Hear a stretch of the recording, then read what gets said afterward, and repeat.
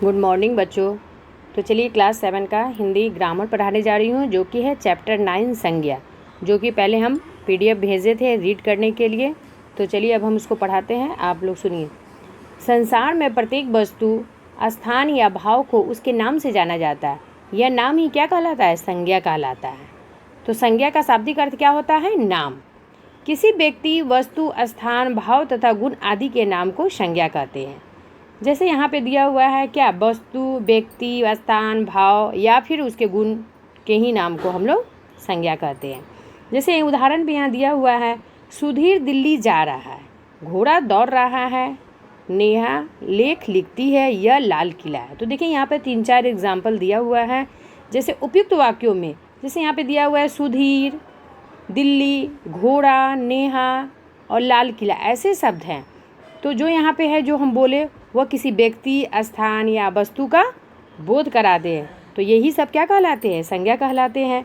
संज्ञा के कितने भेद होते हैं? संज्ञा के मुख्यतः 3 भेद होते हैं: जातिवाचक संज्ञा, व्यक्तिवाचक संज्ञा या फिर भाववाचक संज्ञा। तो पहला पढ़ेंगे हम लोग व्यक्तिवाचक संज्ञा किसे कहते हैं? जिन शब्दों से किसी विशेष वस्तु, प्राणी अथवा स्थान आदि का बोध होता है, उसे व्यक्तिवाचक संज्ञा कहते हैं। तो यहाँ पे बोल रहा है किसी विशेष वस्तु, प्राणी अथवा स्थान आदि का बोध होता है, वो व्यक्तिवाचक संज्ञा कहलाता है। जैसे रविशंकर प्रसिद्ध सितार वादक है। तो आपको पता चलेगा क्या है रविशंकर, यहाँ पे क्या है।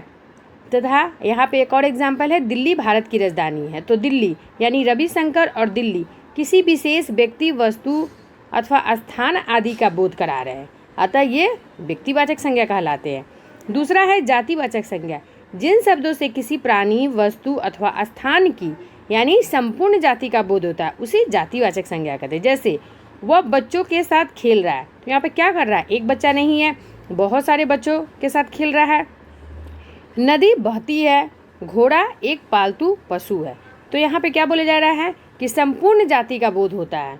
जैसे उपयुक्त वाक्यों में आप लोग देख रहे हैं, बच्चों, नदी तथा घोड़ा ऐसे शब्द हैं जो किसी विशेष व्यक्ति, वस्तु या स्थान का बोध न कराकर क्या कर रहे हैं? संपूर्ण जाति का बोध करा रहे हैं।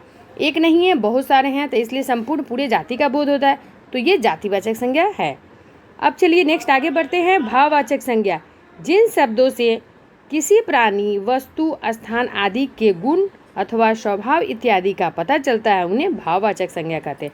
तो भाववाचक में क्या है? किसी प्राणी, वस्तु का गुण या भाव पता चलता है, उसे भाववाचक संज्ञा कहते हैं।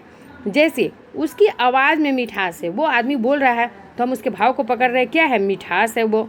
वसंत की सुंदरता देखने बनती है। वसंत का जब आता है, बसंत का मौसम, तो उस समय हरियाली चारों तरफ रहती है, तो उसमें क्या होता है? उसकी सुंदरता को देखने को बनती है।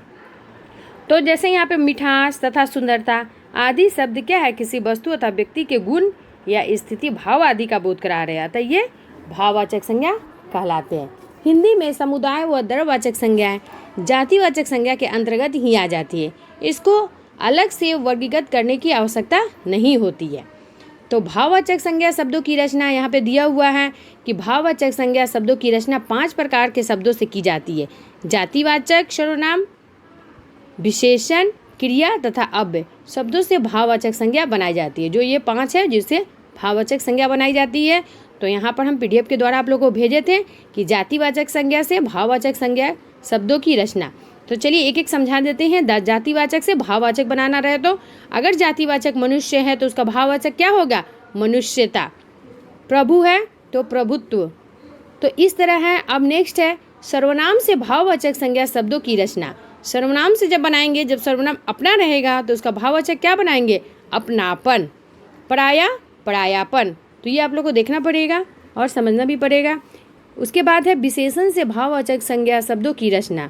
तो सर्वनाम यहाँ पे दिया हुआ है अधिक, तो भाववाचक क्या होगा? अधिकता। काला, कालीमा। ठीक है, तो ये आपका रहा जो बनाने के लिए है विशेषण से भाववाचक संज्ञा शब्दों की रचना। अब है यहाँ पे क्रिया से भाववाचक संज्ञा शब्दों की रचना।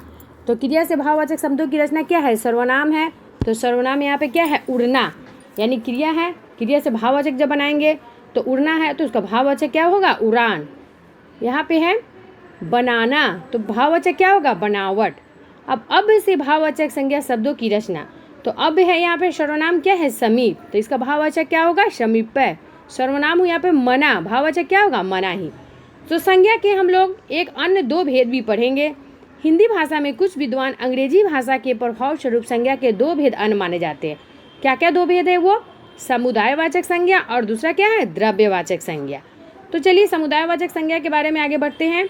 जिन संज्ञा शब्द से किसी समूह अथवा समुदाय का बोध होता है, तो किसी समूह या फिर अथवा समुदाय यानी पूरे समुदाय का बोध होता है, उसको समूहवाचक संज्ञा कहते हैं। जैसे अंगूर का गुच्छा लाओ, एक अंगूर है तो हम बोल रहे हैं अंगूर का गुच्छा लाओ, यानी बहुत सारा अंगूर का गुच्छा लाओ, तो उससे समुदाय का बोध होता है। अब है दूसरा द्रव्यवाचक संज्ञा। जिस संज्ञा शब्द से किसी पदार्थ, द्रव्य अथवा धातु का बोध होता है, उसे द्रव्यवाचक संज्ञा कहते हैं। तो इसमें क्या है, द्रव्यवाचक में पदार्थ, द्रव्य अथवा धातु का बोध होता है। जैसे तेल, घी, गेहूँ, पीतल, सोना, चांदी, ये सब क्या है, द्रव्य अथवा पदार्थ है या फिर अथवा धातु का बोध होता है, तो उसको हम लोग क्या कहते हैं, द्रव्यवाचक संज्ञा कहते हैं। तो चलिए ये चैप्टर संज्ञा था, जो कि हम पहले PDF भी भेजे हैं और आज पढ़ा भी दिए हैं। तो आप लोग PDF के द्वारा क्वेश्चन आंसर भी आप लोग लिख लीजिएगा। तो इसमें क्वेश्चन आंसर हम आप लोग को बता दे रहे हैं कि क्वेश्चन आंसर क्या क्या है। पहला क्वेश्चन लिखिएगा, संज्ञा किसे कहते हैं, संज्ञा के कितने भेद होते हैं, तो तीनों भेद लिखिएगा। 3 भेद का डिफिनेशन लिखिएगा। व्यक्तिवाचक संज्ञा किसे कहते हैं, जातिवाचक संज्ञा किसे कहते हैं, भाववाचक संज्ञा। और 2 अन्य जो हम पढ़ाए थे, द्रव्यवाचक और समूहवाचक संज्ञा भी आप लोग कॉपी में नोट करिएगा। तो समुदायवाचक संज्ञा किसे कहते हैं और द्रव्यवाचक संज्ञा किसे कहते हैं। तो इतना सारा क्वेश्चन आंसर आप लोग PDF में कीजिएगा और PDF भेजा गया उसे क्वेश्चन आंसर कीजिएगा और आप लोग लर्न भी करते रहिएगा। तो चलिए धन्यवाद।